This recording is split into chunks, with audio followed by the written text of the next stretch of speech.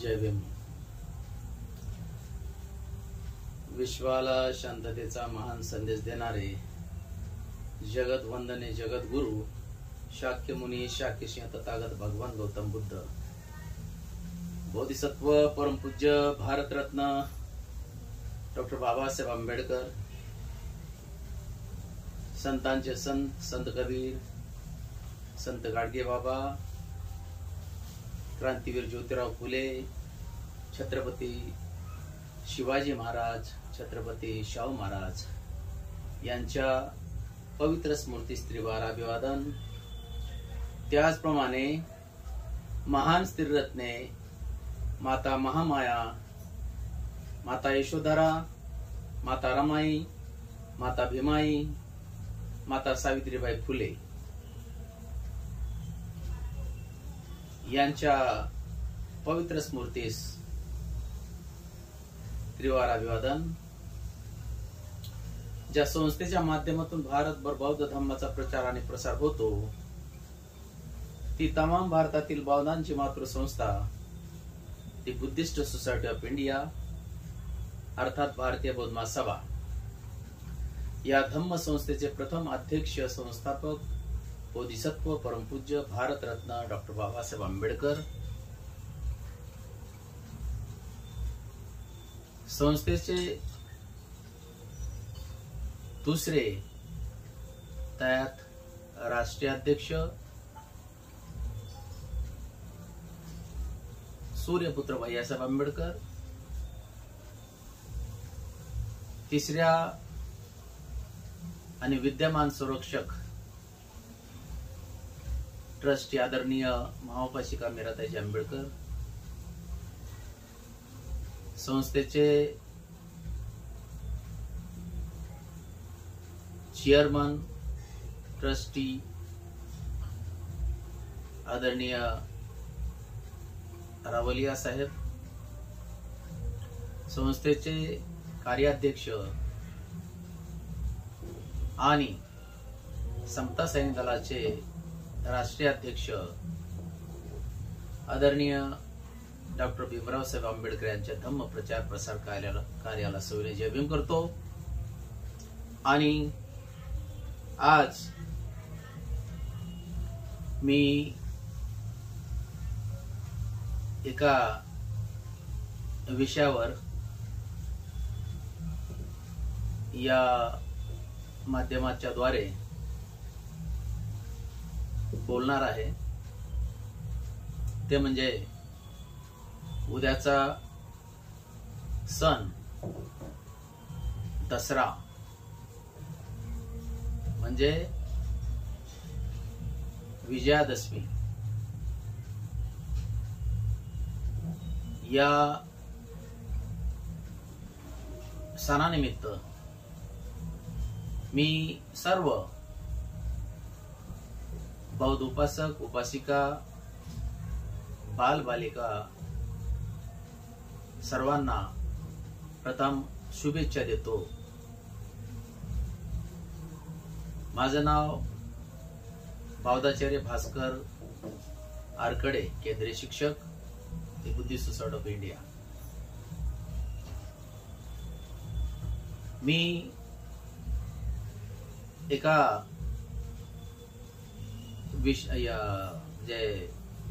महत्वाच्या विषयावरती बोलणार आहे. बऱ्याच लोकांना ह्या दसऱ्याची माहिती, विजयादशमीची माहिती आहे, परंतु काही लोकांना माहिती असून नसल्यासारखं काही लोक करतात, किंवा मग कदाचित माहिती नसेल त्यांच्यासाठी हा विषय सांगणार आहे. कारण का की उद्याचा जो सण आहे सर्व बौद्धांचा सण आहे, तो सम्राट अशोकाने चालू केलेला आहे. आणि म्हणूनच त्याचं औचित्य साधून बोधिसत्व परमपूज्य डॉक्टर बाबासाहेब आंबेडकरांनी 10 लाख लोकांना बौद्ध धम्माची दीक्षा दिलेली आहे. आपल्याला एका घाणीतून काढून मखमलीच्या बिछाण्यावर त्यांनी बसवलेला आहे.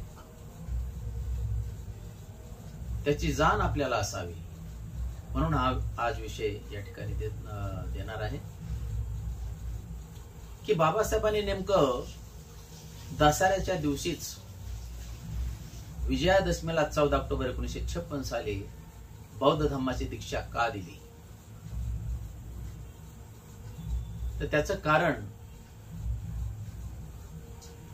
बऱ्याचशा विद्वानांना माहित आहे, परंतु बरेचसे बांधव यांना माहिती असून सुद्धा ते माहित नसल्यासारखं करतात. त्यांच्यासाठी किंवा मग ज्यांना खरोखरच माहित नाही त्यांच्यासाठी हा विषय आहे. तर सम्राट अशोक हा शिक्षणासाठी बाहेर गावी असताना, हिमालयात असताना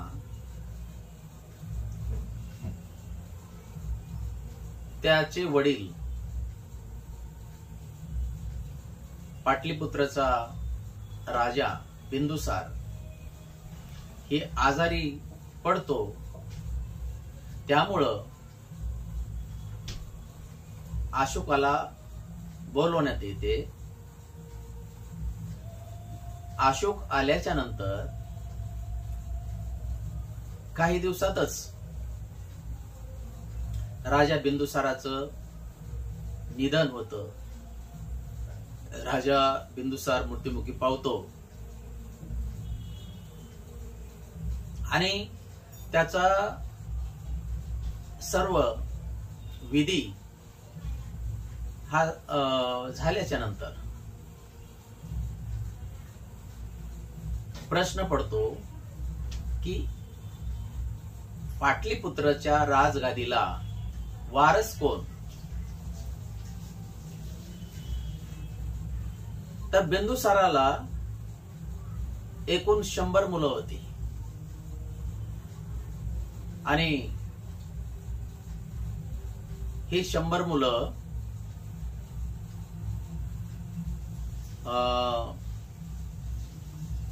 बिंदुसाराच्या 16 बायकाच्या पोटी हे जन्मलेले होते. 100 मुलं होती, त्यातलाच एक अशोक. वास्तविक पाहता थोरल्या मुलाचा अधिकार राजगादीवर बसण्याचा होता. पाटलीपुत्रच्या गादीवरती मोठा मुलगा सुमन खऱ्या अर्थाने तो बसला पाहिजे होता, परंतु अशोक हा क्रूर होता, धूर्त होता, सत्तेचा लालची होता. त्याला गादीवर बसायचं होतं म्हणून त्यांनी गमिनी काव्याने आपल्या 99 भावांचा खून केला. 99 भावांची कत्तल केली, त्यांना ठार मारलं आणि स्वतः गादीवर पाटलीपुत्राच्या गादीवर बसला. आणि सत्तेचा लालची होता म्हणून त्याने शेजारचे एक राज्य करत त्यांनी सगळ्या या बऱ्याचशा देशावरती स्वारी करून, लढाया करून, युद्ध करून आपल्याशी करून घेतलं. आशिया खंडातील संपूर्ण राज्य, संपूर्ण देश सम्राट अशोकाने आपल्या ताब्यात करून घेतलं होतं. आणि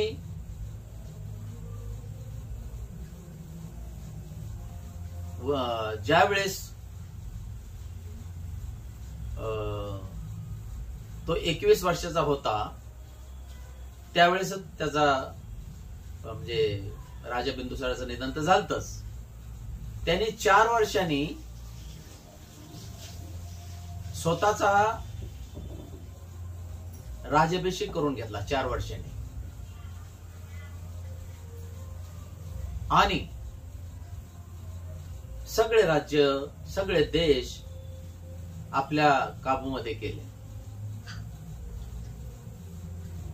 परंतु एकच देश असा होता तो सम्राट अशोकाला हार जात नव्हता. त्याला समजावून सांगितलं, धमकावून सांगितलं तरी तो घाबरत नव्हता. कलिंग नावाचा देश आणि त्या कलिंग देशाचा राजा चैत्र हा घाबरत नव्हता. सम्राट अशोकाने अनेक प्रयत्न केले परंतु तो देश सोडायला तयार नव्हता. म्हणून सम्राट अशोकाने युद्ध पुकारलं, सैन्य जमा केलं, भरपूर तयारी केली आणि त्याच्यावरती हल्ला केला. कलिंग देशावर हल्ला केला. त्या कलिंग देशाचे लोक मारली. युद्धामध्ये त्यांनी 2 लाख लोक मारून टाकली, कापून टाकली आणि 1.5 लाख लोक जखमी केले.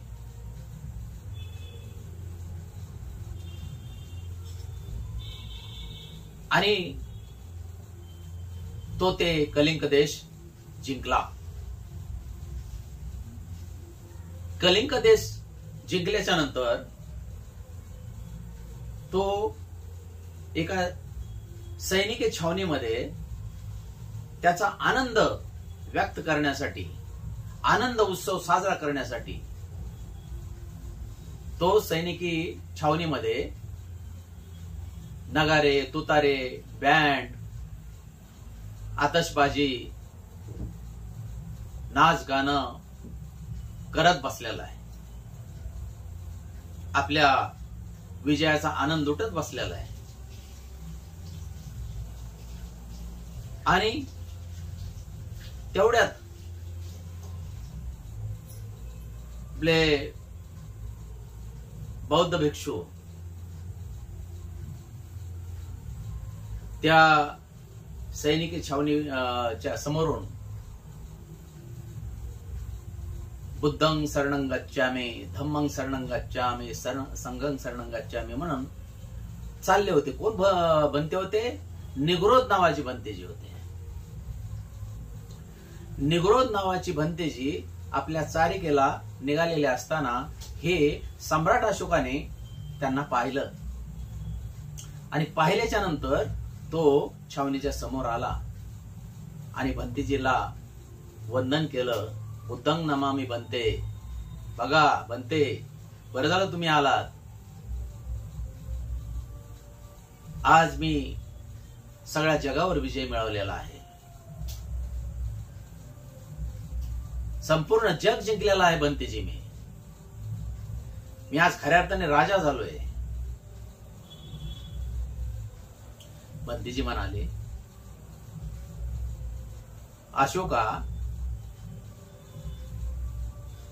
ही लोक सगळी विबाळतायत, ते तुला दिसत नाही? तुला काहीच वाटत नाही? तुला राजा म्हणून कसे काही स्वीकारतील? तू धूर्त आहेस, तू चांडाळ आहे, तू पापी आहेस,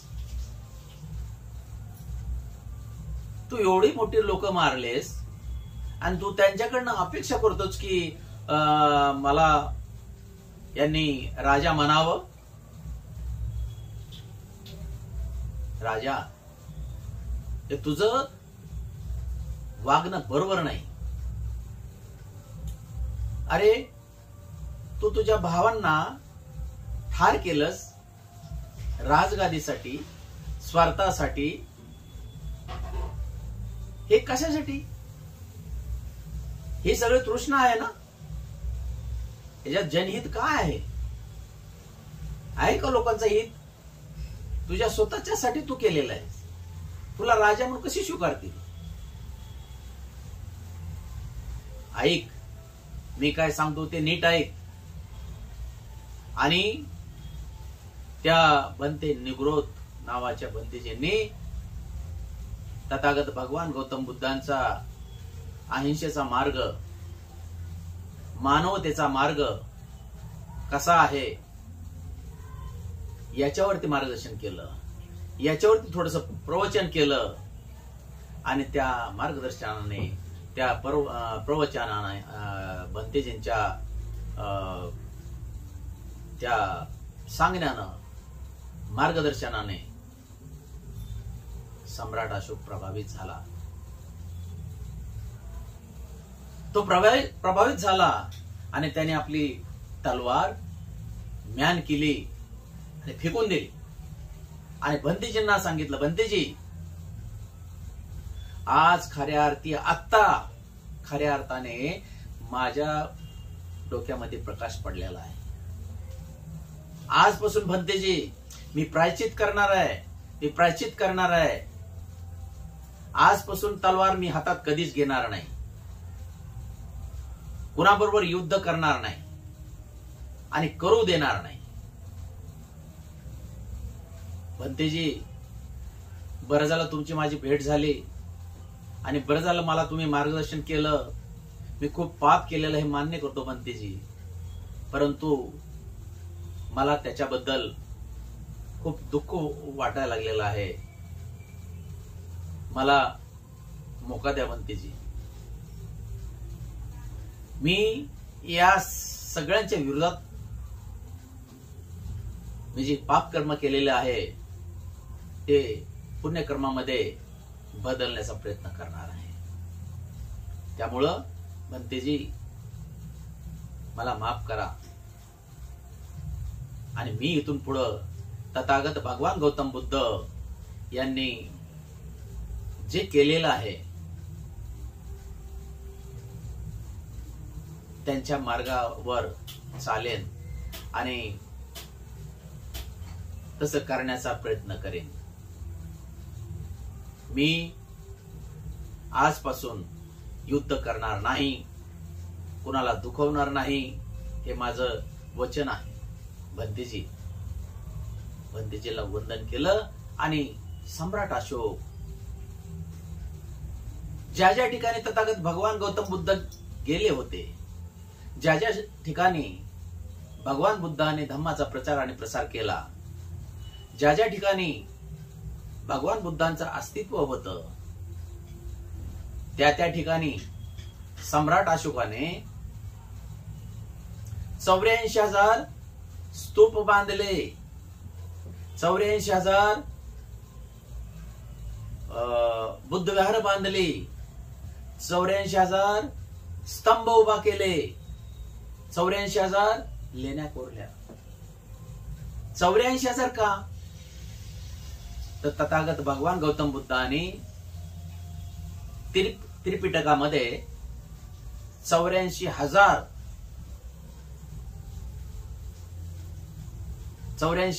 स्कंद हे लोकांना सांगितलेले आहेत. आणि म्हणून तथागत भगवान गौतम बुद्धाच्या मार्गानुसार चालण्याचा थोडा प्रयत्न करणार आहे असे त्यांनी स्वतःलाच एक निर्धार केला. आणि हे सगळं त्यांनी 84,000 म्हणजे स्तूप, स्तंभ, लेण्या, बुद्धविहार 84,000 आपल्याला दिसतात कुठं? काही ठिकाणी दिसतात, ते बी दुसऱ्याच्या ताब्यामध्ये आहे. हे सगळं बौद्धांचं आहे. हे जे मंदिर आहेत, ऐतिहासिक मंदिर, ही कुणाचे आहेत? सम्राट अशोकाने बांधलेले आहेत. आज लेण्या सुद्धा कितीतरी सम्राट अशोकाने सगळं बांधलेलं आहे, परंतु त्याला नाव पांडव लेणी, अमुक आहे, तमुक आहे, हे असं दिलेलं आहे. आणि त्या लेण्याचं इद्रुपी करून त्याला शेंदूर फासून किंवा त्याला डोळे बसून, त्याला नाक बसून, त्याला हे सगळं देवामध्ये बदलण्याचा कारस्थान या मनोवाद्याने चालवलेला आहे. तो भाग वेगळा. परंतु हे सगळं केल्याच्या नंतर 8 वर्षांनी 8 वर्ष हे सगळं केलं आणि 8 वर्षानंतर स्वतः भंते उपगुप्त यांच्याकडनं सम्राट अशोकाने बौद्ध धर्माची दीक्षा घेतली.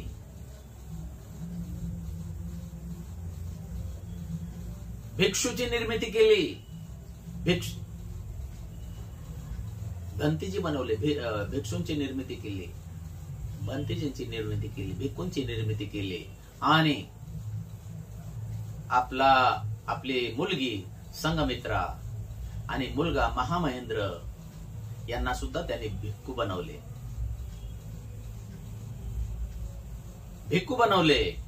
आणि त्यांना श्रीलंकेमध्ये पाठवले.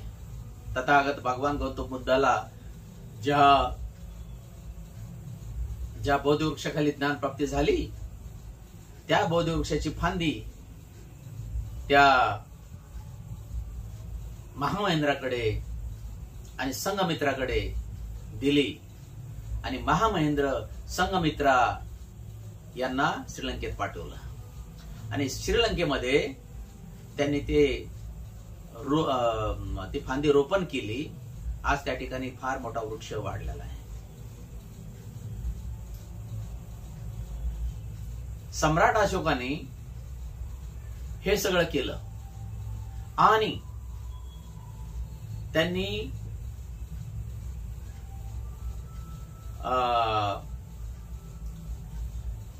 भगवान बुद्धाच्या धम्माला राजाश्रय दिला आणि आश्विन शुद्ध दशमी एक जाहीरनामा त्यांनी तयार केला. जाहीरनामा तो असा 10 कलमाचा जाहीरनामा. त्याला आरा म्हणत. आरा 10 आरा म्हणजे 10 नियम त्यांनी बनवले आणि ते नियम लोकांसाठी तयार केले, ज्यामध्ये पंचशील आहे आणि इतर 5 त्याला धरूनच असे 10 नियम बनवलेले आहेत. माणसाच्या चांगल्या कार्यासाठी हे सगळे नियम माणसाने आपल्या जीवनामध्ये उतरावेत म्हणून त्याला दशहरा असं म्हटलं जातं. दशहरा. आणि हे जाहीरनामा आपल्या राजमुद्रेसह तो जाहीर केलेला आहे. आणि म्हणून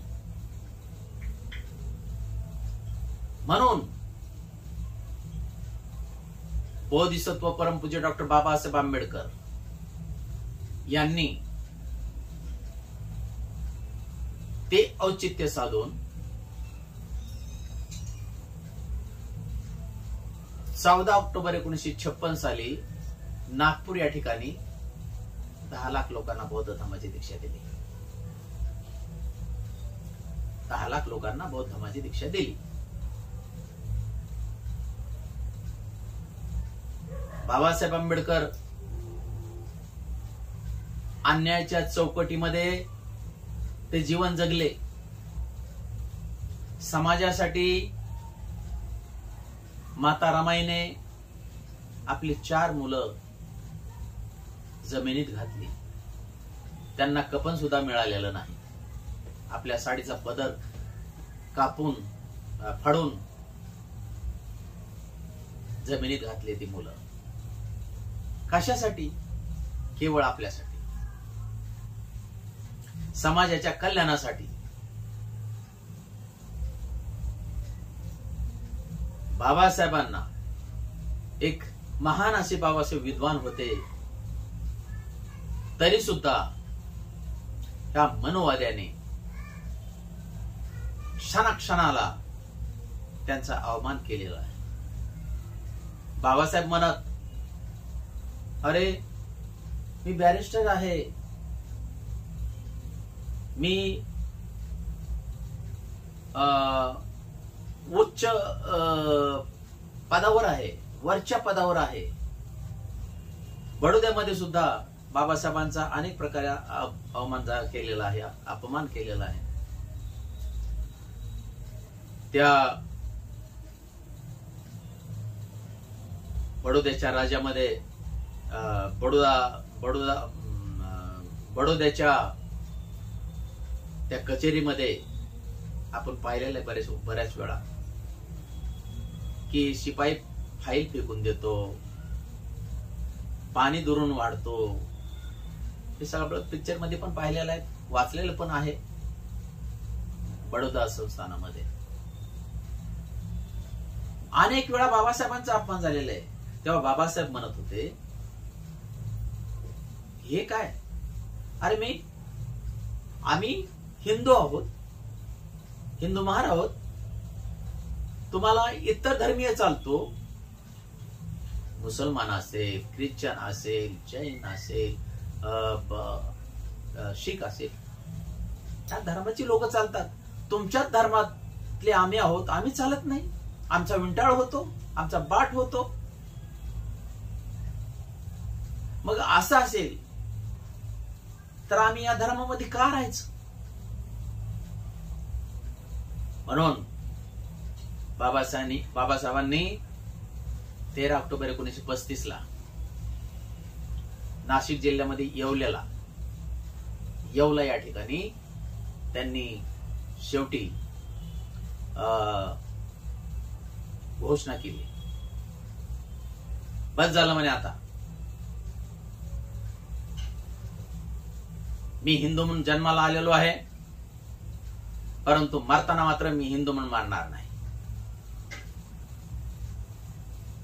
आणि ही घोषणा केल्याच्या नंतर सगळ्या समाजातली लोक, मुस्लिम असेल, शीख असेल, ख्रिश्चन असेल, या सगळ्या समाजाचे लोक, सगळ्या धर्मातले लोक, धर्मगुरू ही बाबासाहेबांकडे गेले आणि म्हणाले, बाबासाहेबांना विनवू लागले की आमच्या धर्मामध्ये या, आम्ही तुम्हाला मानाचं स्थान देऊ, वाटेल तेवढा पैसा देऊ, वाटेल तेवढं सोनं नाणं देऊ, बाबासाहेब आमच्या धर्मामध्ये या. बाबासाहेब म्हणाले की मला पैशासाठी धर्मांतर करायचं नाही, पैशासाठी मला धर्मांतर करायचं नाही. स्वाभिमानाने माझ्या समाजाला माझ्या सगळं जगता यावं, त्याच्यासाठी मला धर्मांतर करायचं. हो बाबासाहेब, आम्ही त्याच्यासाठी तुमच्याकडे आलेलो आहोत, वाटेल ते घ्या आणि सन्मानाचं जीवन जगा आमच्या धर्मामध्ये. घाई करू नका, आताच घाई करू नका, मला अभ्यास करू द्या, त्यानंतर मी ठरवे. त्याच्यानंतर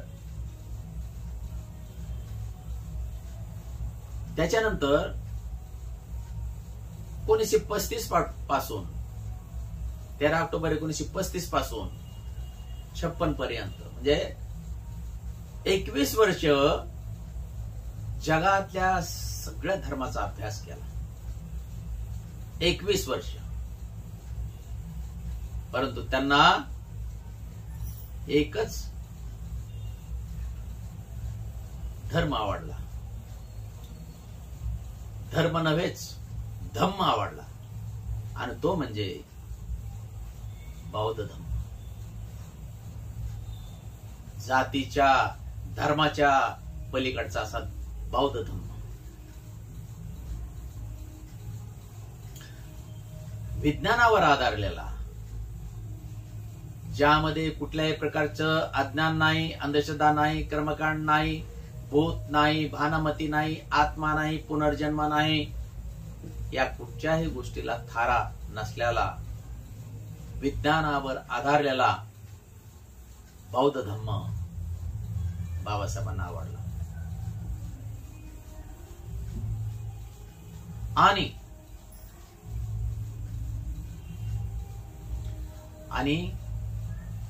त्यांनी बौद्ध धम्म घ्यायचा ठरवला. बौद्ध धम्म समाजाला देऊन त्यांना एका घाणीतून काढून मखमलीच्या बिछाण्यावर आणून बाबासाहेबांनी ठेवलं. धम्म दीक्षा घ्यायची म्हणून त्यांनी एक संस्था स्थापन केली. ते बुद्धिस्ट सोसायटी ऑफ इंडिया, भारतीय बौद्ध महासभा. 1954 भारतीय बौद्ध महासभा स्थापन केली. 55 त्या संस्थेचं रजिस्ट्रेशन झालं आणि 14 ऑक्टोबर 56 बाबासाहेबांनी तारीख डिक्लेअर केली की 14 ऑक्टोबरला नागपूर या ठिकाणी बौद्ध धम्माची दीक्षा घ्यायची. आता नागपूरच का? तर हे नागपूर पूर्वी नाग लोकांचं स्थान होतं. नाग लोकांची वस्ती होती. आजही त्या नागपूर मधून एक नाग नदी वाहते. हे नाग लोक आपले वंशज होते म्हणून. आणि दुसरी गोष्ट, भारताला म्हणजे आपल्या देशाच्या मध्यभागी असल्यामुळे सगळ्यांना त्या ठिकाणी येता यावं या उद्देशाने बाबासाहेबांनी नागपूर निवडलं. 10 लाख लोक त्या ठिकाणी आले. आणि पहिला बाबासाहेब आणि माई आंबेडकर या दोघांनी महास्थवीर चंद्रमणीजी भंते यांच्याकडनं बौद्ध धम्माची दीक्षा घेतली. भंतेजीकडनं धम्म दीक्षा घेतल्याच्या नंतर भंतेजीकडनं माई घेतला आणि स्वतः बाबासाहेबांनी आपल्या पूर्वजांना, त्या ठिकाणी जमलेल्या लोकांना विचारलं, बाबानो, मी आणि शारदा आम्ही दोघांनी बौद्ध धम्माची दीक्षा घेतलेली आहे. तुम्हाला बौद्ध व्हायचंय का? बाबासाहेबांनी कुणालाही जबरदस्ती केलेली नाही. तुम्हाला बौद्ध व्हायचंय का? तो सगळे लोक म्हणले, बाबासाहेब, आम्ही त्याच्यासाठी सफेद कपडे परिधान करून या ठिकाणी आलेलो. आम्हालाही बौद्ध धम्माची दीक्षा घ्यायची. तुम्ही जिकडे जाल बाबासाहेब तिकडे आम्हाला यायचंय. ठीक आहे, तुम्हाला बौद्ध व्हायचंय, बौद्ध धम्माची दीक्षा घ्यायची, तर मग तुम्हाला एक काम करावं लागेल. तुमच्या नसा नसात भिनलेला जो हिंदू धर्म आहे, हिंदू धर्माच्या चालीरीती आहेत, हिंदू धर्माची आचारसंहिता आहे, हिंदू धर्माचे नियम आहेत, हे सगळं तुमच्या नसा नसात भिनलेलं आहे. ते मला अगोदर काढायचे. आता त्याच्यासाठी तुम्हाला 22 धम्म प्रतिज्ञेचा एनिमा द्यायचा. आणि त्यानंतर तुम्हाला औषध सुद्धा देणार आहे, ते म्हणजे श्रीशरणाचं पंचशील.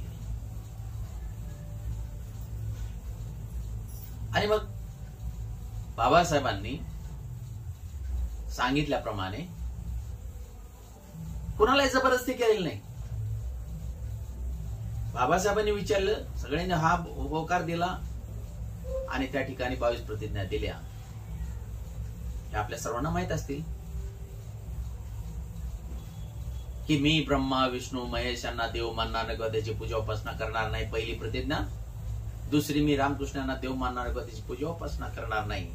आणि तिसरी, मी गौरी गणपती इत्यादी हिंदू धर्मातील कुठल्याही देव देवतेस मानणार नाही किंवा त्याची पूजा उपासना करणार नाही.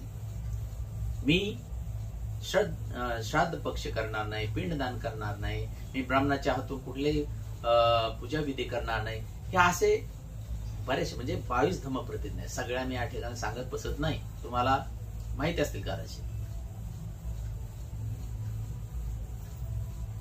मग ह्या 22 धम्म प्रतिज्ञा आणि त्यानंतर बाबासाहेबांनी 5 शील दिलीत. पंचशील काय? 5 शील: पानातिपात वेरमणी सिक्कापद समाधी,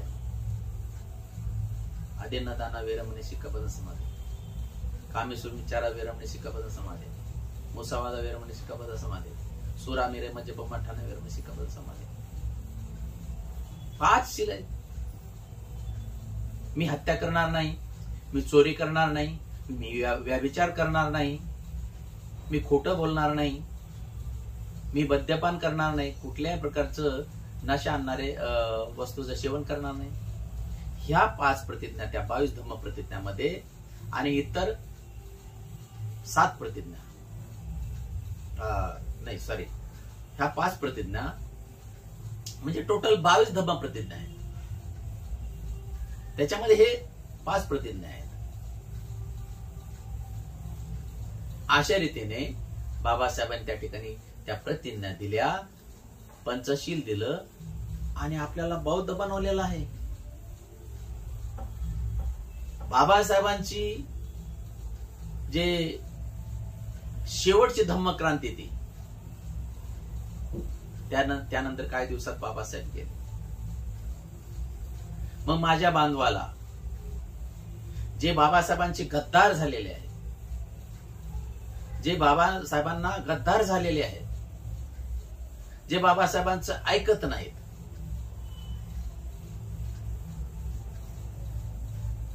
त्यांच्यासाठी हे सगळं आटापिटा आहे.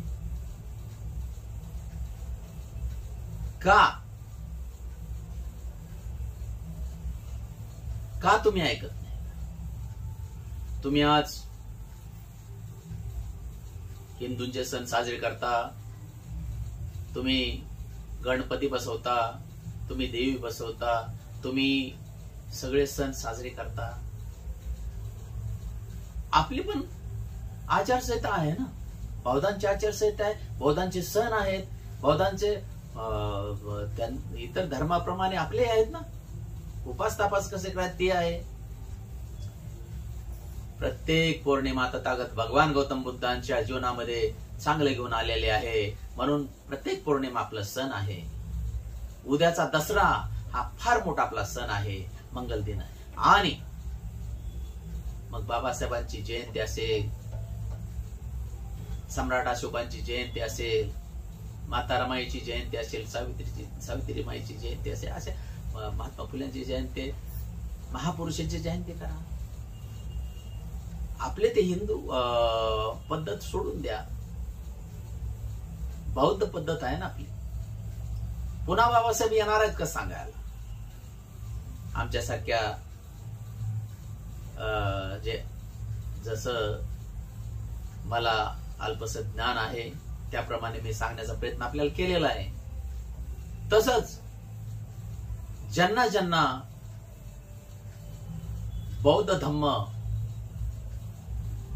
बौद्ध धम्माचे विचारवंत आहेत,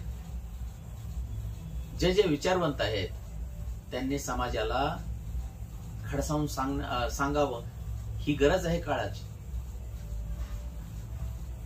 नाहीतर येरा मागच्या मागल्या असं होऊ नये. आपण जर हे सगळं करत बसलो, देवदेव करत बसलो, पूजा अर्चा कर्मकांड करत बसलो, तर जास्त वेळ लागणार नाही. गळ्यातील मडकं आणि कमरेचा झाडू पुन्हा तुमच्या गळ्यामध्ये येणार आहे, पुन्हा तुमच्या कमरेला येणार आहे. आणि म्हणून तुम्ही तुम्हाला कुठं बंधन घातलंय की तुम्ही याच धर्मामध्ये राहा, याच धम्मामध्ये राहा, असं काहीच नाही. तुम्ही हिंदू धर्म स्वीकारू शकता, तुम्ही कुठचाही शीख, ख्रिश्चन, मुसलमान, हिंदू कुठलाही धर्म घ्या आणि त्याच्यामध्ये जावा, त्यांची आचारसंहिता पाळा, आमचं काही म्हणणं नाही. परंतु तुम्ही जर बौद्ध सांगाल आणि हिंदूंची आचारसंहिता किंवा इतर धर्माची आचारसंहिता पाळाल, तर हे तुम्ही बाबासाहेबांशी गद्दारी करताय. तुम्ही बौद्ध म्हणा आणि इतर धर्माचे सण साजरे कराल, देवी गणपती बसवाल, तर हे बाबासाहेबांची गद्दारी आहे. तुम्हाला जय भीम म्हणण्याचा सुद्धा अधिकार नाही. तुम्हाला बौद्धाचार्य पाहिजे, लग्न बौद्ध पद्धतीनं पाहिजे, कार्यक्रम बौद्ध पद्धतीनं झाला पाहिजे, आणि घरात मात्र 33 कोटी देव. घरात गणपती बसवणार, घरात देवी बसवणार, हांडी फोडायला जाणार, हात भरून राख्या बांधणार, काळे धागे बांधणार, दृष्ट लागते म्हणून पायात धागा, हातात धागा, कमरेला धागा, करगुटा. ही आपली आचारसंहिता नाही. म्हणून एका दगडावरती पाय ठेवून राहा. दोन डगरावर पाय दिला तर तुम्ही पडाल उताना. बाबासाहेबांशी पुन्हा सांगतो, गद्दारी करू नका. तुम्हाला जबरदस्ती तेव्हाही नाही केली आणि आता सुद्धा समाज तुम्हाला जबरदस्ती करत नाही. तुम्ही खुशाल कुठल्या तरी एका धर्माचं करा, आम्हाला काही घेणं देणं नाही. परंतु तुम्ही बुद्धिस्ट सांगू नका, बौद्ध पद्धत आणि इतर पद्धत हे खिचडी करू नका, मिक्स करू नका. तथागत भगवान गौतम बुद्धाचा धम्म हा विज्ञानावर आधारलेला आहे, ज्यामध्ये आत्मा नाही, पुनर्जन्म नाही, स्वर्ग नाही, नरक नाही, जादूटोणा नाही, भूत भानामती नाही, ह्या सगळ्या गोष्टी नाहीये. आणि जे बाबासाहेबांनी सांगितले तेच करा. आणि म्हणून आज जर मला हे सांगण्याची सवड मिळाली म्हणून मी हे आज सांगितलं. कारण का की उद्याच दसरा आहे, विजयादशमी आहे. आणि म्हणून मी जे माहित होतं, मला जेवढं ज्ञान होतं त्याप्रमाणे मी आपल्याला सांगितलेलं आहे. काही चूकभूल झाली किंवा कुणाला आवडलं नसेल तर मी त्यांची माफी कधीच मागणार नाही. धन्यवाद. जय भीम. आपल्या सर्वांना या दसऱ्याच्या निमित्ताने आणि धम्मचक्र परिवर्तन दिनाच्या हार्दिक हार्दिक शुभेच्छा देतो आणि याच ठिकाणी थांबतो. नमो बुद्धाय. जय भीम.